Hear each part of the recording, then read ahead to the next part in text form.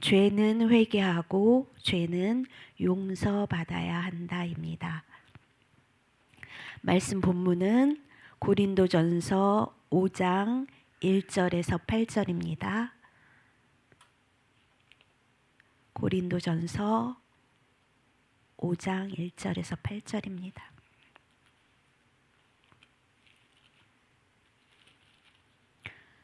함께 합독하시겠습니다.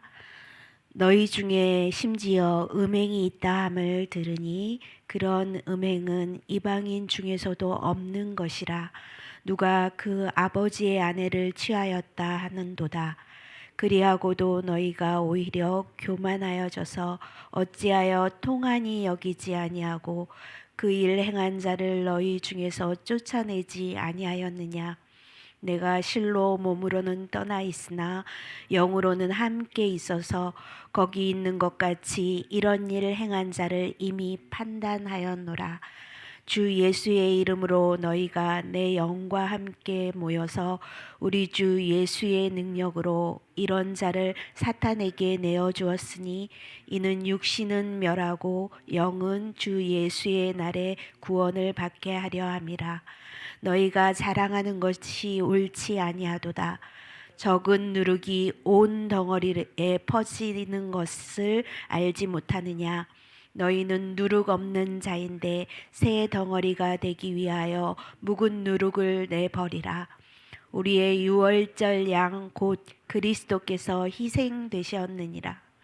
이러므로 우리가 명절을 지키되 묵은 누룩으로도 말고 악하고 악의에 찬 누룩으로도 말고 누룩이 없이 오직 순전함과 진실함의 떡으로 하자. 아멘.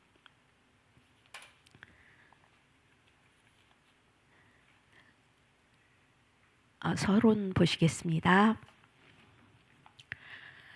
고린도 교회는 말썽과 싸움이 많았던 곳이었습니다. 문제가 많았지만 중요한 교회였습니다.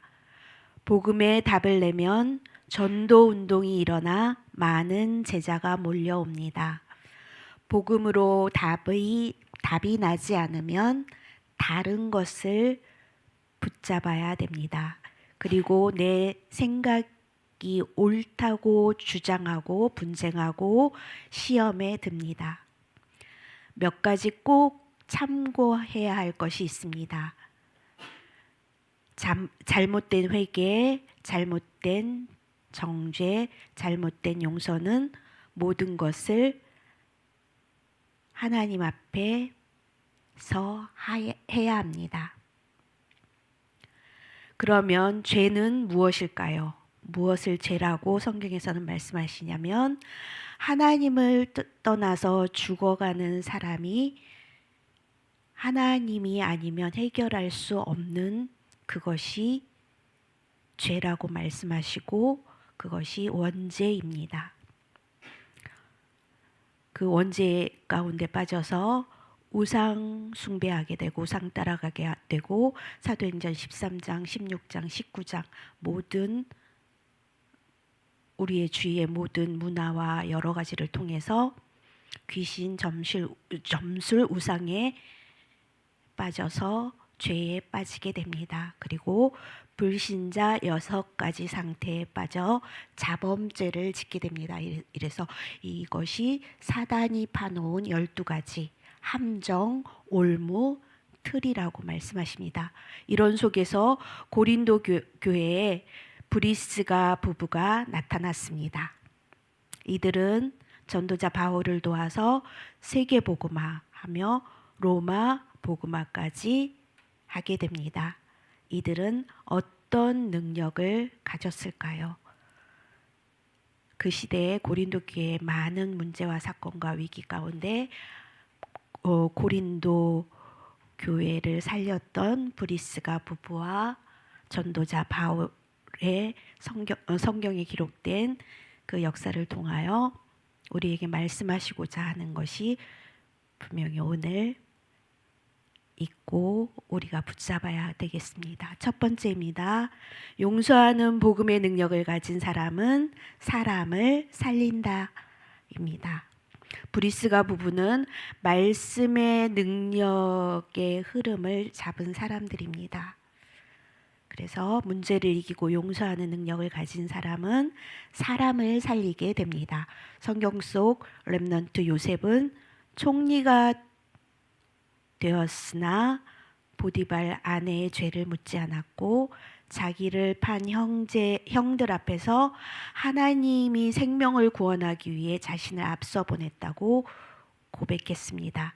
하나님께서 형들이 행한 악을 선으로 갚으셨다고도 했습니다. 그러면 우리에게 일어난 모든 일 가지고 용서하는 복음의 능력을 가진 사람으로 우리 주위의 모든 사람을 살릴 말씀을 붙잡으라고 말씀하십니다. 두 번째입니다. 용서하는 복음의 능력을 가진 사람은 한 세대를 바꿨습니다. 그래서 세상을 살렸습니다.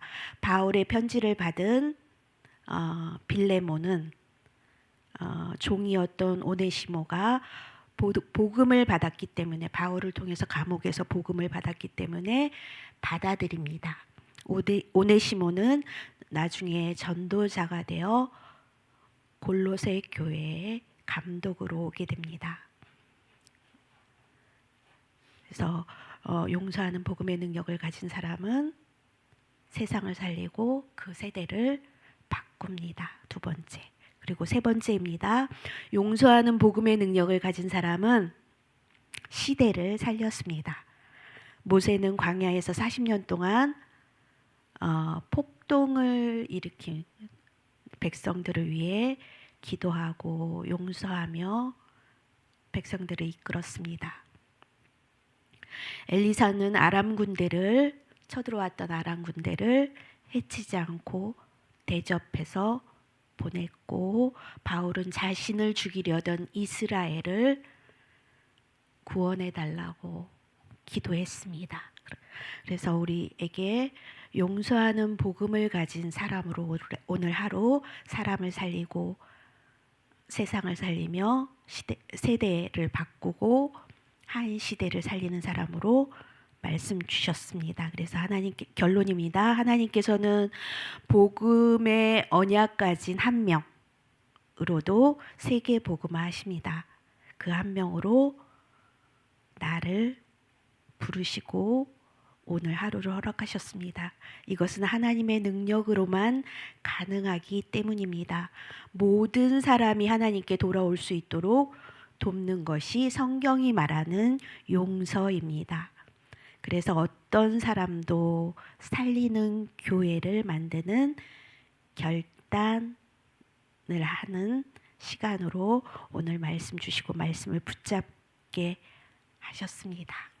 그래서 오늘 화요일이죠. 화요일은 주일 2부 말씀을 가지고 우리가 확인하는 시간입니다. 2부는 마라의 쓴물이 단물로 바뀌는 본문의 말씀을 가지고 우리에게 처음 홍해를 건너고 광야길 가는 동안 처음 만난 시험이라는 말씀 제목 가지고 우리에게 말씀 주셨습니다. 그래서 나는 너희를 치료하는 여호와니라 라는 말씀 가지고 우리의 한 주간을 인도하시겠다고 하나님은 약속하셨습니다. 그래서 숨은 영적인 병, 우리의 상처를 치유하는 귀한 축복의 한날 한날로 하나님 승리할 수 있도록 말씀을 확인하게 하십니다. 그래서 본론에는 이제 출애굽 6월절에 그것을 잊지 말고 놓치지 말고 기념하라 말씀하셨고 홍해를 체험한 그것도 잊지 말라고 그리고 미래를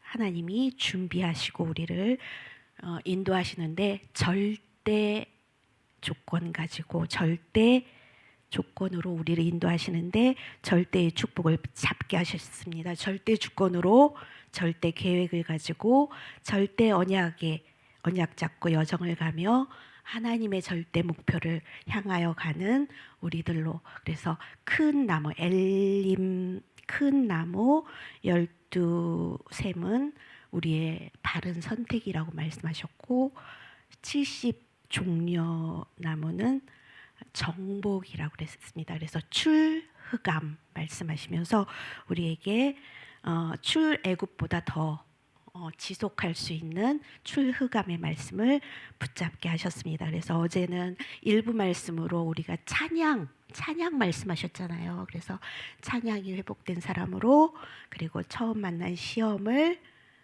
하나님께서 우리에게 시험을 통해서 우리를 위하여 그 일을 행하시는, 준비하시는 귀한 축복 가지고 한 날을 승리하는 한 날로 말씀 붙잡게 하셨습니다. 언약기도 함께 하시겠습니다.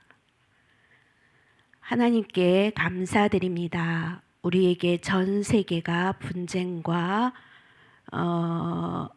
분열과 싸움 속에 있습니다. 살리는 복음을 가지고 누리게 해 주옵소서. 이 복음으로 사람 살리게 해 주옵소서. 이 복음으로 교회 살리게 해 주옵소서. 이 복음으로 현장 살리게 해 주옵소서. 이 복음으로 후대 살리게 해 주옵소서. 이런 복음 가진 서밋 장로교회 되게 해 주옵소서. 우리 한국에 복음 운동하는 모든 교회가 사람 살리는 교회가 되게 해 주옵소서. 저 다민족 237을 비롯한 다민족 5천 종족이 사람 살리는 제자로 바뀌게 해 주옵소서. 예수 그리스도 이름으로 기도합니다. 아멘. 목사님 오늘 화요 237 새가족 훈련 참석하러 가셨고요. 기도해 주시고요. 제가 기도하고 합심해서 기도할까요? 목사님을 위해서, 목사님 그 오고 가는 모든 과정 속에 하나님 함께 하셔서 부흥의 역사가 일어날 수 있도록, 영적 부흥의 역사가 일어날 수 있도록, 그리고 중직자 대학원 개강을 통해서 중직자들이 세워지며 선교사 합숙을 두고도 기도해 주시고요. 그리고 전도학교 모임 시작됐거든요. 모임을 통해서 지역에 그리스도의 빛을 비추는 5인 1조 기도팀이 일어날 수 있도록 기도해 주시고, 다 같이 말씀 붙잡고 기도하는 시간 갖겠습니다.